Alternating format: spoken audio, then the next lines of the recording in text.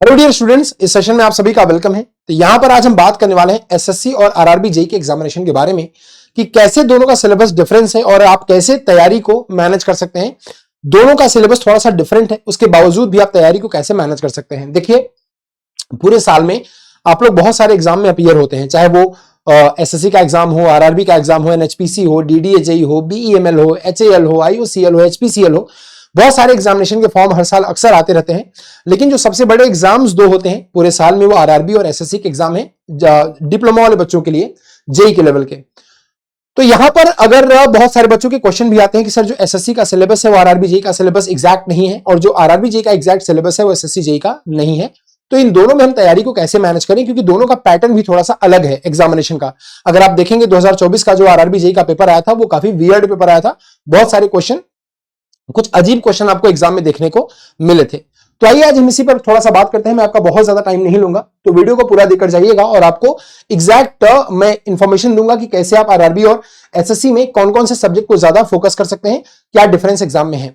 देखिए बेटा, अगर मैं यहां पर एसएससी और आरआरबी की बात करूं, मैं सिर्फ यहां पर टेक्निकल सेक्शन की बात कर रहा हूं। तो अगर मैं एसएससी जेईई की बात करूं, एसएससी जेईई और आरआरबी जेईई की बात करूं, तो एसएससी जेईई में भी टेक्निकल के सेक्शन में आपको 100 क्वेश्चंस मिलते हैं। आरआरबी जेईई में भी टेक्निकल के सेक्शन में आपको 100 क्वेश्चंस मिलते हैं। ठीक है, टाइमिंग यहां पर भी 2 घंटे होता है, यहां पर भी 2 घंटे होते हैं। यहां पर आपको टोटल क्वेश्चन 200 मिलते हैं, यहां पर आपको टोटल क्वेश्चन 150 मिलते हैं। यहां पर 50 नॉन टेक के आते हैं, यहां पर 100 नॉन टेक के आते हैं। तो टोटल क्वेश्चन यहां पर 200 होते हैं, यहां पर टोटल क्वेश्चन आपको 150 मिलते हैं। टाइमिंग दोनों में 2 घंटे ही आपको मिलते हैं। ठीक है, बट प्रॉब्लम क्या है कि कुछ टॉपिक ऐसे हैं मैकेनिकल इंजीनियरिंग के टेक्निकल सब्जेक्ट में, कुछ टॉपिक ऐसे हैं जो एसएससी में तो है बट आरआरबी में नहीं है, और आरआरबी में कुछ टॉपिक ऐसे हैं जो एसएससी में नहीं है। अब यहां पर मैं अगर मेजर टॉपिक की बात करूं, देखिए ज्यादातर जो टॉपिक है वो तो सेम है, आरआरबी में भी और एसएससी में भी सेम है। जैसे थर्मोडायनामिक्स दोनों में है, आईसी इंजन दोनों में है, प्रोडक्शन दोनों में है, सोम दोनों में है। ठीक है, इंजीनियरिंग मैकेनिक्स भी दोनों में है, फ्लूइड मैकेनिक्स दोनों में है, हाइड्रोलिक मशीन्स दोनों में है। जो डिफरेंस क्रिएटर सब्जेक्ट है वो है, जैसे एक सब्जेक्ट है एचएमटी। क्या बेटा, एचएमटी एक सब्जेक्ट है। ठीक है, अब अगर मैं यहां पर लिखता हूं एसएससी जेईई और आरआरबी जेईई, देखिए आपको यह देखना है कि डिफरेंस कौन से सब्जेक्ट क्रिएट कर सकते हैं। अगर आप एग्जाम को, स्पेसिफिक एग्जाम को टारगेट कर रहे हैं एसएससी आरआरबी को, तो आपको यह बात पता होनी चाहिए कि आपको किस सब्जेक्ट पर फोकस करना है।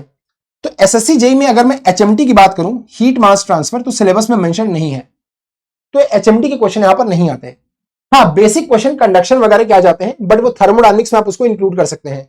आरआरबी जेईई में सिलेबस में एचएमटी इंक्लूड है। अगर मैं इंडस्ट्रियल की बात करूं, इंडस्ट्रियल इंजीनियरिंग, तो जो इंडस्ट्रियल इंजीनियरिंग है वो भी एसएससी जेईई में नहीं आती, लेकिन आरआरबी जेईई में इंक्लूडेड है। ठीक है, अगर हम यहां पर बात करें पावर प्लांट की, तो पावर प्लांट एक बहुत ही बड़ा सब्जेक्ट है एसएससी जेईई के लिहाज से, एसएससी जेईई के नजरिए से। एसएससी जेईई में पावर प्लांट से 10-12 क्वेश्चन हर साल आपको देखने को मिल जाते हैं, स्पेशली बॉयलर से, नोजल से और रैंकाइन साइकिल से। लेकिन आरआरबी जेईई में पावर प्लांट सिलेबस में मेंशन नहीं है, सिर्फ एयर स्टैंडर्ड साइकिल वहां पर मेंशन है, जिसमें हो सकता है कि ब्रेटन साइकिल आपसे पूछ ले, अदरवाइज पावर प्लांट में जैसे बॉयलर है, नोजल है, ये सब मेंशन नहीं है।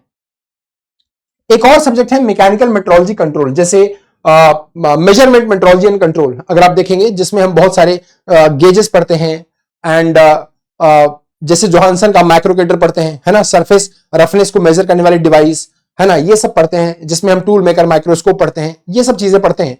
तो वो एसएससी जेईई में नहीं आती, बट आरआरबी जेईई में लास्ट ईयर बहुत ज्यादा पूछा गया। तो अगर मैं बात करूं मेजरमेंट मेट्रोलॉजी एंड कंट्रोल की, तो आरआरबी जेईई में इसका वेटेज बहुत ज्यादा है। एसएससी जेईई में से क्वेश्चन नहीं आते, बहुत कम आते हैं, मतलब इक्के दुक्के क्वेश्चन कभी आए होंगे, अदरवाइज आपको देखने को नहीं मिलते, बट आरआरबी जेईई में ये बहुत ज्यादा पूछा जाता है।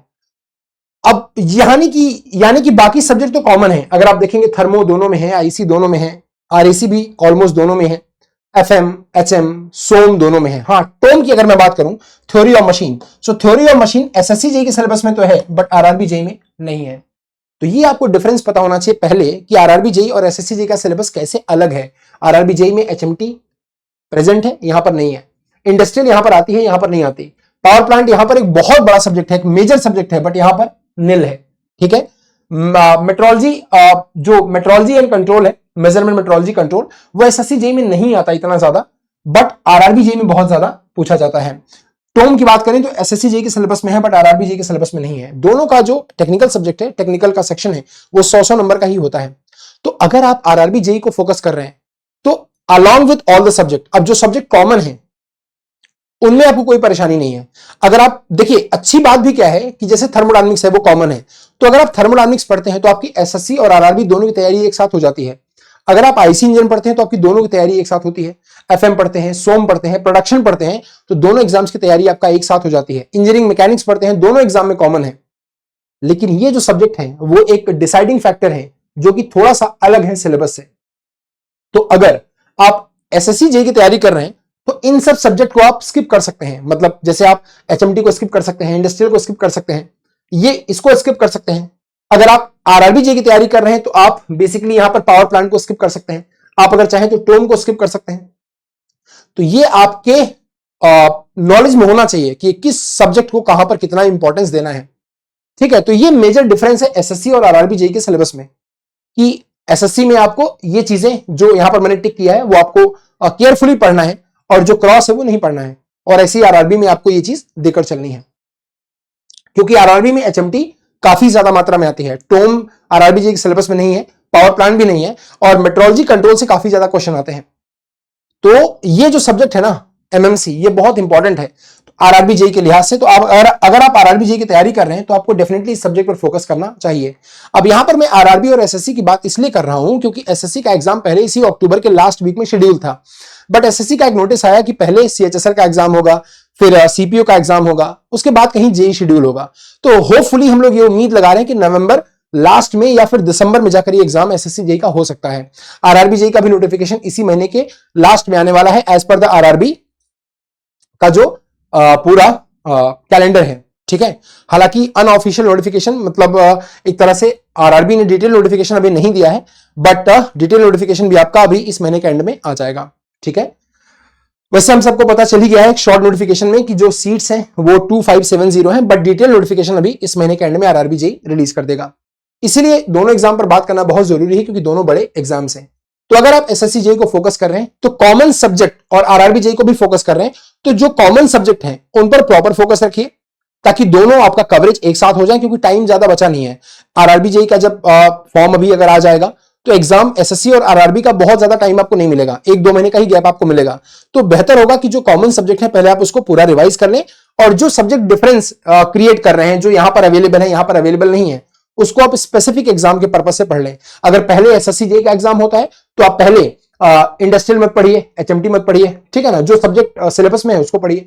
आरआरबी का जब एग्जाम होगा तो आप जो सब्जेक्ट आरआरबी जेईई के सिलेबस में है आप उसको पढ़िए।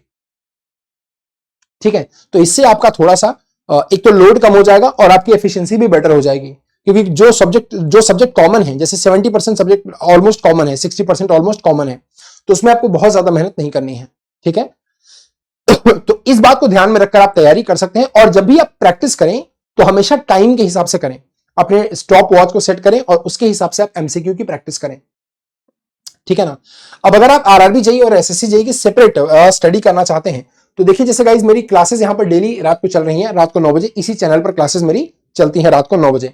ठीक है, तो ऐसे केस में अगर आप देखेंगे तो यहां पर मेरा टेलीग्राम चैनल है Rahul Mishra sir text book, आप इसको ज्वाइन कर सकते हैं। अगर आप एसएससी जेईई की तैयारी करना चाह रहे हैं तो अभी सीबीटी 1 का एग्जाम जो होगा वो अभी उसमें टाइम है, 1.5-2 महीने का टाइम है, तो आप सिलेक्शन किट एसएससी जेईई की ले सकते हैं। और अभी दीपावली का फेस्टिवल चल रहा है तो आपको ये बहुत ईजी प्राइस में अवेलेबल किया जा रहा है, यानी कि 499 रुपीज में आपको ये अवेलेबल किया जा रहा है एसएससी जेईई का सीबीटी 1 का सिलेक्शन किट, जिसमें आपको कंसेप्ट के साथ सारे क्वेश्चन डिटेल में मिल जाएंगे। अगर हम आरआरबी जेईई की बात करें, ठीक है, तो इसको आप जल्दी जल्दी ले सकते हैं और आपको ये इतने प्राइस में मिल जाएगा। अगर हम आरआरबी जेईई जीएसपी की बात करें तो जो गारंटीड सिलेक्शन प्रोग्राम है वो बेसिकली आपके सिलेक्शन के लिहाज से ही डिजाइन किया गया है, जिसमें हर चीज आपको अवेलेबल कराई जा रही है, चाहे वो आपकी लाइव क्लासेस हो, क्लास के नोट्स हो, आपके क्वेश्चन के फॉर्मूले के नोट्स हो, या आपके इंडिविजुअल टेलीग्राम चैनल हो, इंडिविजुअल मेंटोरशिप हो। और एक सबसे बड़ी चीज इस बार जो जीएसपी में इंक्लूड की गई है वो है जितने भी टेक्निकल सब्जेक्ट हैं उनकी आपको एक शॉर्ट वीडियो समरी मिल जाएगी। जैसे आप फ्लूइड मैकेनिक्स पढ़ रहे हैं, मान लीजिए पूरी फ्लूइड मैकेनिक्स आपने पढ़ ली, उसके बाद लास्ट में आपको एक वीडियो मिल जाएगा जिसमें आप पूरी फ्लूइड मैकेनिक्स 2 से 2.5 घंटे में कवर कर सकते हैं शॉर्ट वीडियो की तरह। इससे आपका क्विक रिवीजन भी हो जाएगा और आपका एक पूरा जो ट्रिक्स फॉर्मूले हैं वो भी एक प्रॉपर्ली रिवाइज हो जाएगा। तो ये सब आपको यहां पर मिल जाएगा। ठीक है, यहां पर इसकी जो प्राइस एक्चुअल है वो 17,000 रुपए है, बट इस समय आपको 6499 में दिया जा रहा है। अगर आप यहां पर कोड अप्लाई करते हैं आर मिश्रा, तो आपको ये और इजी कॉस्ट पर अवेलेबल हो जाएगा।